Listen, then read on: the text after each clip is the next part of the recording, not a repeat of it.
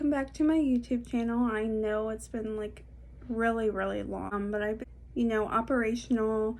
It's been super busy as far as like upgrade training and CDCs and CBTs. There's just a lot, especially when you're in processing to the base. I've had a lot of questions since my last video, so it'll be kind of like a Q&A. I just went through the comments and picked out a lot of the questions that I see pretty often. So I'm just going to go through those and I'm going to go ahead and answer them for you. I just got off work. I'm in comfy clothes, so don't mind me. So one of the questions I receive a lot is, what was my score on my ASVAB? So I got a 60, to be honest. So I had been out of high school for a while. So once I got done talking to my recruiter and I knew what the minimum score was for dental assisting, I kind of didn't overwhelm myself with studying because I knew I didn't need a high score. So I did what I could. Like math, I definitely needed a refresher on math. So I just kind of focused on areas that I knew that I would need to score a higher score or at least make the minimum so that I could get this job. That was like my main goal, was to get this job, and I wasn't completely set on joining the Air Force with a different AFSC, so that, like I said, that was my main goal. So another question was, a lot of people would ask, like, I'm in the process of getting my degree, or I already have it, or I'm already a dental assistant. So I would either get, should I join, or what can I do if I already have a degree?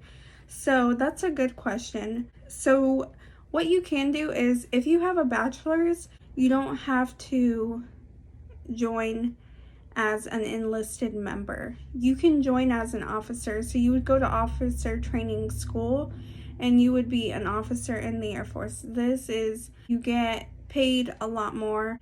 It's hard to explain, but officers are who enlisted members salute.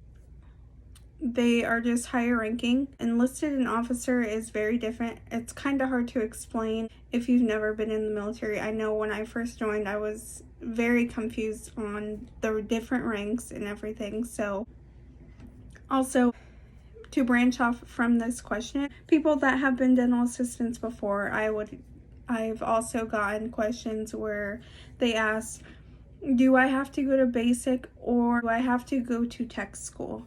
The answer to the first one, yes, everyone has to go to basic. The reason for this is because we are civilians. Basic is to transfer you from civilian to an enlisted member. So you are no longer a civilian after basic, you're a military member. So that is the whole point of basic training. Tech school. So yes, you do have to go to tech school. However, you can test out of your program. I had this option because I was prior, but I chose not to test out.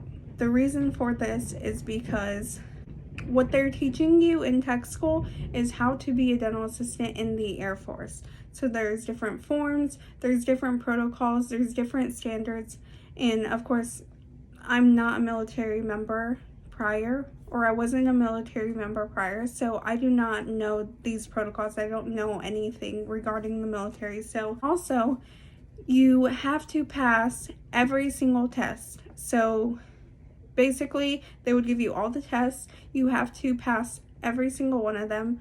If you fail twice, you fail out of the whole program.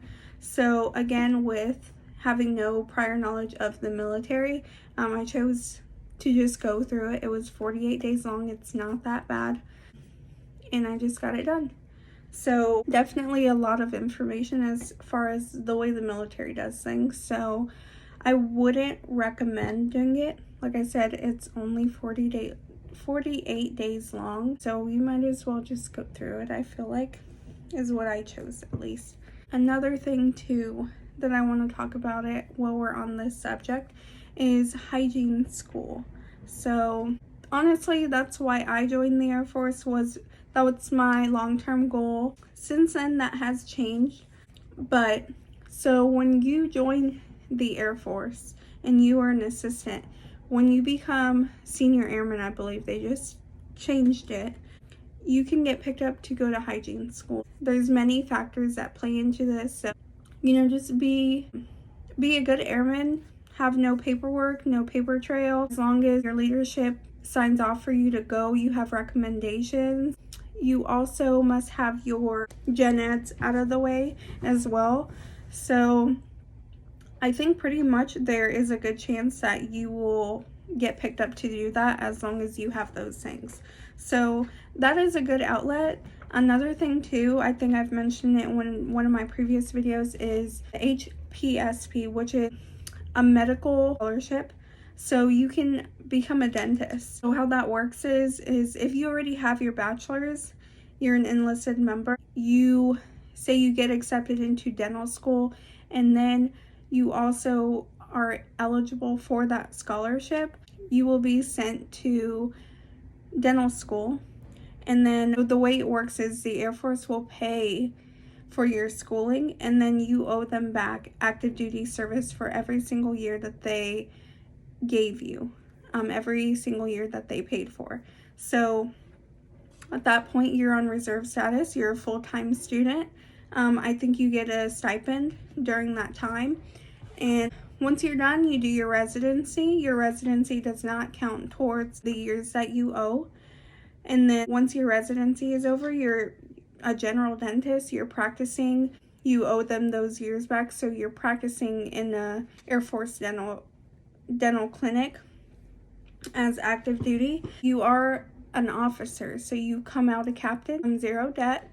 Your school's paid for, you're getting paid. So that is an amazing opportunity, as well as the hygiene school one. So that's what I mentioned earlier, is I didn't know that prior to my goal of hygiene school. So that is definitely an option that I have considered. I'm not really decided, but some good information for you.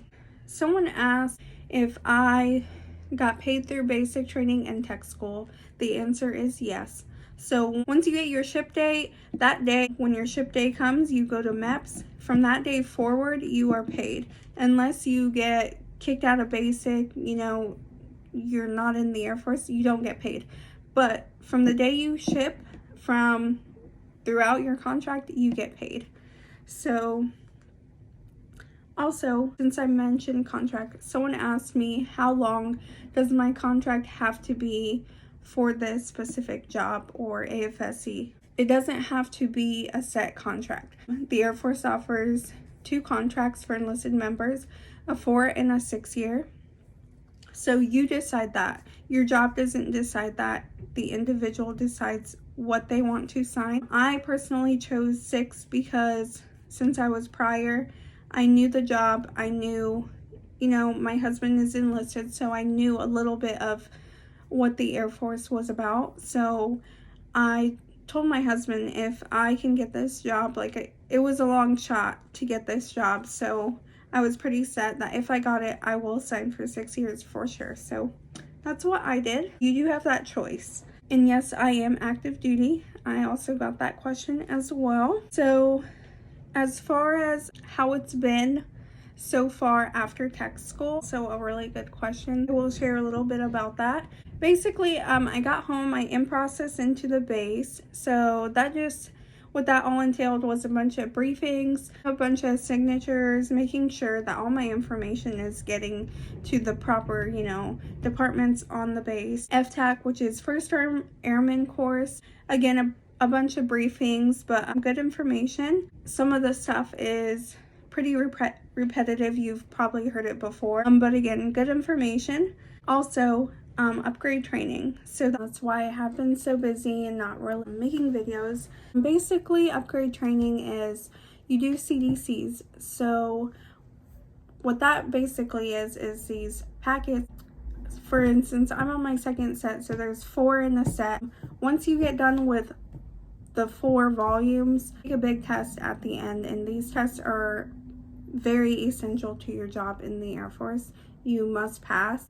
It's pretty essential for staying in the Air Force is what I'm trying to get at. So they're really important. they are time consuming, as well as CBTs. So those are computer-based training. So those are to make sure you're deployable, you know, keeping up on your training, things like that. Another thing is just like, you know, just keeping up on your job, yourself, and your career, because things come up like quarterly awards, and those are definitely things that you want to participate in volunteering, because it's essential to your career in the Air Force. So it's just been a lot, and I definitely apologize for not being so proactive on here, but I'm just trying to get like a lot of stuff knocked out of the way. I appreciate all your guys' questions, views that I have gotten. I hope that it's been super helpful, because again, like I always mention, is when I was thinking about joining and I chose this job, there wasn't a whole lot of information. If there's something in this video that I didn't answer and you would like for me to try to reply to comments, I will definitely get to you. But yeah, I appreciate you all keeping up with me, for watching. And yeah, if you have any questions or anything, you can leave it in the comment box. I will get to it. Other than that, I hope you guys have a good day, and I appreciate you.